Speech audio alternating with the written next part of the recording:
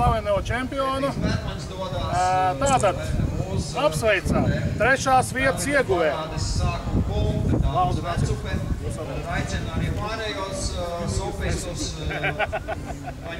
Tātad 3. vietas ieguvējs. Mums būs Kaspars Bukovs. Lūdzu!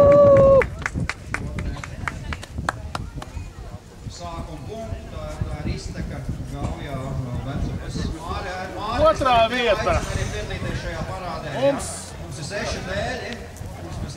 otrā vietā Oskars Kopteinis. Cernika vīrs.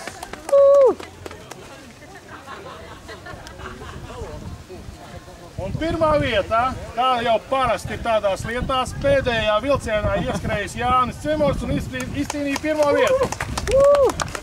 Pamācības bija. Viņš noskatījās. Tā, tagad būs bilde. Jā, taisam bildi. Visi kopā, Aleksē arī.